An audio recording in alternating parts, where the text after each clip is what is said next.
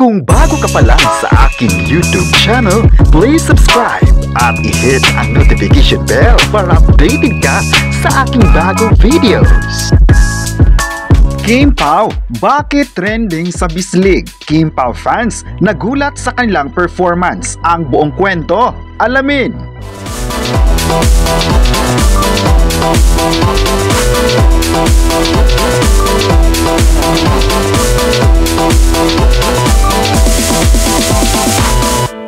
Marami nga ang nagulat sa tila pahayag ni Kim Chiu at Paolo Avellino sa nakaraang event sa Bislig, Surigao. Sa event nga ay present ang dalawang kapamilya stars dahil sa isang celebration ng mayor kung saan inimbitahan ng sikat na tambalan ng bansa ang Kim Pao. Sa pagtitipon nga iyon ay nabalot ng tanong sa mga netizens. Maalalang noon pa ay gusto nang malaman ng mga fanny ang tunay na estado ng kanilang relasyon.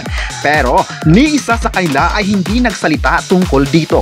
Pero sa Bislig, Surigao ay tila hindi nakaligtas sa mga fans ang sweetness ng dalawa nang sabay nang nag-perform sina Kim Chiu at Paolo Avellino sa stage. Nang kumanta nga si Kim Chiu ng Salamin by Bini ay may linya dito na kinanta ng kapamilya actress at TV host na salamin-salamin kailan mo ba aaminin.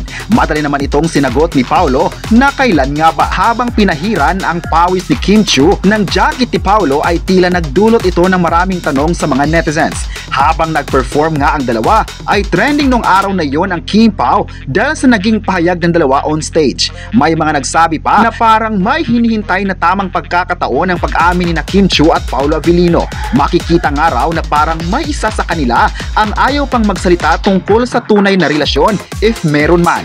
Ayon pa sa chika, parang si Kim Chiu nga ang ayaw pang magsalita sa tunay na real score ng dalawa dahil nakadepende raw ang pag-amin nito kung bibigyan ng pahintulot si Paolo na magsalita.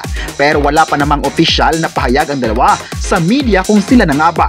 Pero ang malinaw ngayon na positive ang nagiging sagot ng dalawa dahil na rin sa konting pahayag na makakatulong sa tanong ng mga netizens. Ang mga fans nga ng araw na yon ay masaya at di na makapaghintay na masundan pa ang pahayag ng Kim Pao habang nagpe-perform.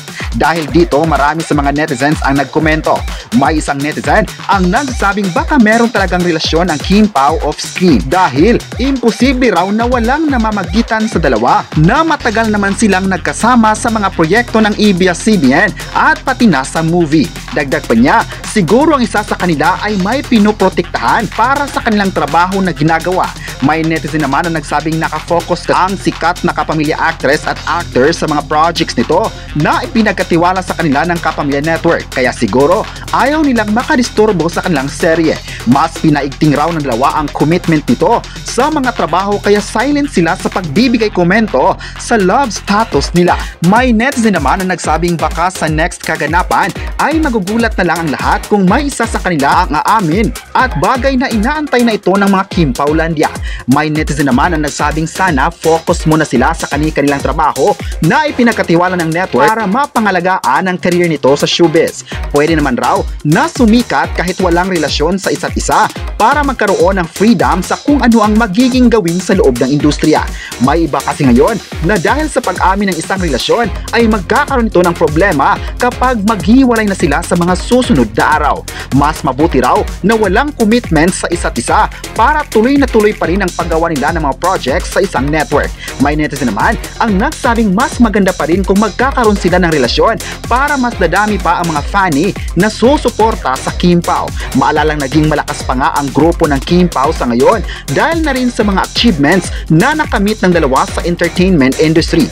May netizen naman na nagsabing deserve talaga ng Kim Pao ang spot sa showbiz ngayon dahil pareho silang magaling na actors ng henerasyon. Tulad ni Paolo din na parehong tutok na tutok sa bagong serye. Mas nag-level up nga raw ang karakter ng dalawa mula sa kanilang success ng mga projects under ABS-CBN. Kabilang na dito ang linlang What's Wrong with Secretary Kim at ang movie nilang My Love Will Make You Disappear na kasalukuyang napapanood sa sikat na plataforma na Netflix. May netizen naman na nagsabing dahil na rin sa success ng kanilang projects ay mas dumami pa ang mga fans na gusto silang suportahan. Hindi lang sa Pilipinas ang nagbibigay ng suporta sa dalawa kundi maging sa ibang bansa ay abot ang kasikatan ng Kim Pao. Sa katunayan, marami nga sa mga grupo ng Kim Paulandia sa ibang bansa ang gigil na mapapanood ang bagong serye ng Kim Pao through I-1TFC. Kaya ganun na lang din ang paghintay nila sa pag-amin ng Kim Pao sa tunay na relasyon. Well, kaabang-abang nga raw ito kung bibigyan na ng meaning na dalawa ang kanilang mainit na pagsama. May netizen pa nga ang umaasang sa taong ito, sana sina Kim Chiu at Paolo Avellino ang magkakatuluyan. Isang malaking araw na fandom ang Kim Pao sa buong mundo at never itong matataob ng kahit sino. Nakasuporta sila sa Kim Pao mula pa nung unang pagtatambal sa linlang at nagtuloy-tuloy pa ito hanggang ngayon. Kaya abang-abang na lang tayo mga kapresko. Sa kabilang banda naman ay proud na nagpasalamat si Po Kwang sa ABS-CBN. Sa pamamaalam ng ABS-CBN Tower ay saksi ang kapuso actress sa isang masakit na reunion ng kapamilya na nagpakita ng suporta sa tahanan nila. Isang dating kapamilya si Po Kwang ng mahabang panahon bago siya lumipat ng network ang GMA. Sa pananatili niya sa ABS-CBN noon, maraming ang mga opportunity ang ipinagkatiwala sa kanya na naging dahilan rin ng pag-arangkada ng kanyang showbiz career. At sa tagal na iyon, ay nabuo siya bilang si Po Kwang at marami sa mga fans niya ang naging proud sa kanya. Sa pagiging kapamilya niya rin, ay ipinakita niya ang pagmamahal sa network kung saan sa panahon ng franchise renewal ay vocal siya sa pagsuporta sa ABS-CBN. Hanggat makalipas ang ilang buwan, ay ginulat niya ang lahat nang lumipat siya ng network ang kapuso na naging tahanan din niya hanggang ngayon. Lumipat nga raw siya dahil kailangan nila ng trabaho kung saan may opportunity na nagbukas para sa kanila. Pero inamin nga niya na wala siyang problema sa network at mahal niya ito. Sa pamamaalam nga sa ABS-CBN Tower ay doon na naging emosyonal ang actress at TV host kung saan sinabi niyang malaki ang naitulong ng ABS-CBN sa buhay niya.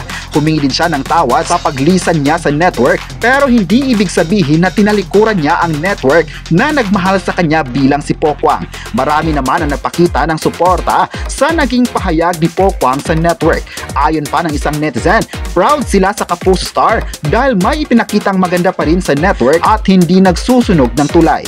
Magaling at mabait naman si Po Kwang kaya mahal siya ng maraming fans. Hanggang ngayon ay nabibigyan pa rin siya ng maraming projects ng kapuso at bagay na ipinasalamat din niya. Thankful talaga si Po Kwang sa ABS-CBN at sa mga taong nakatrabaho niya ng mahabang panahon. May netizen naman na nagsabing sana babalik siya ng ABS-CBN at gagawa ng kapamilya serye o shows na na-miss na siya ng lahat. Malalang part si Po Kwang sa mga bigating noon time show noon at marami sa mga ito ay nagmarka ang stint niya sa showbiz. Umaasa rin sila na makakabalik siya sa ABS-CBN at magkakaroon agad ng proyekto. Kayo, ano ang masabi nyo na may pahayag ang Kim Pao sa mga fans nila? I-comment na kung sang-ayon ka ba if aamin na sila sa publiko at huwag kalimutang i-subscribe ang ating YouTube channel.